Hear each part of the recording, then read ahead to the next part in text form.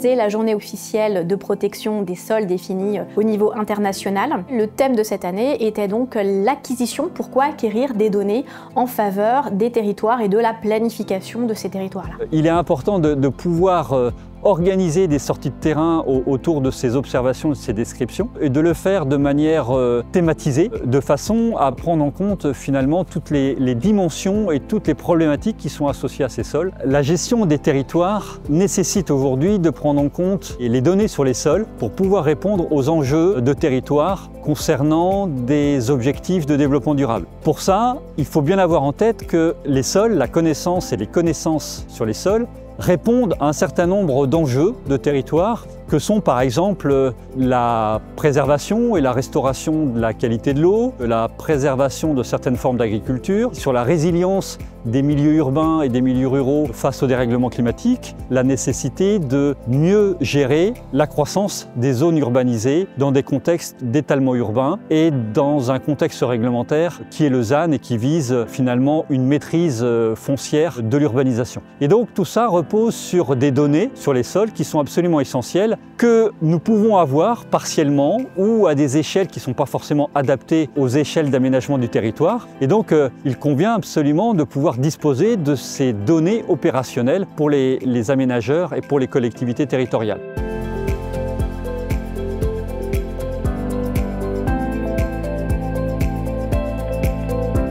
Eh bien nous, acteurs du secteur privé, on s'est proposé dans le cadre de ce groupe de nous rassembler pour partager nos expériences et faire dialoguer ces expériences avec le fait, la recherche scientifique et l'enseignement, dans le sens où nos prestations étant en émergence, on a vraiment besoin de continuer un cadrage scientifique de nos prestations.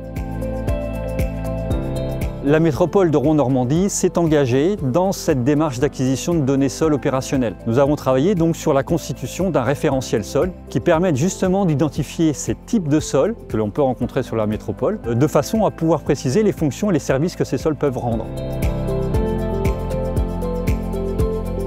Les premiers éléments sur la connaissance, c'est de savoir comment protéger le sol, savoir surtout le protéger du point de vue des règles d'urbanisme. Et depuis une quinzaine d'années, des réflexions sont en cours pour essayer de trouver ce qu'on appelle des indicateurs ou des données sols qui permettraient aux élus, qui permettraient finalement aux politiques de faire des choix d'affectation des sols en fonction de la qualité effective des sols, autrement dit, protéger ce qui justifie qu'ils le soient effectivement, plutôt qu'on ait, on va dire, une affectation des sols qui serait indépendante de leur véritable valeur. Maintenant, il faut rechercher beaucoup plus comment construire ces indicateurs et ensuite comment faire en sorte que ces indicateurs soient intégrés dans les politiques d'urbanisme de façon à ce que les élus puissent les avoir soit comme repère, soit comme contrainte.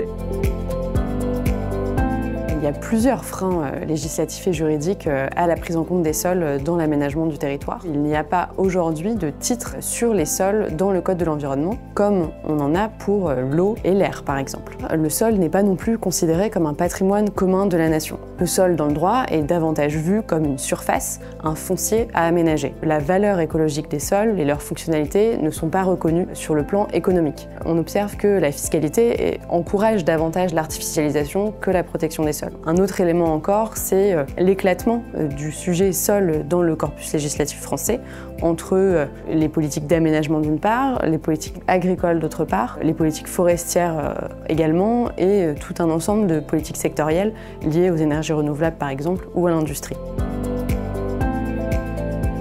La JMS 2025 sur la santé des sols urbains, c'est vraiment une prise de conscience sociétale très forte qu'on va pouvoir accompagner et je vous invite tous à y participer. Bien entendu, ça va être un très bel événement qui va ouvrir de nouveaux horizons sur cette prise de conscience. La santé des sols en ville est vraiment un sujet stratégique pour les territoires urbains et pour leur population également.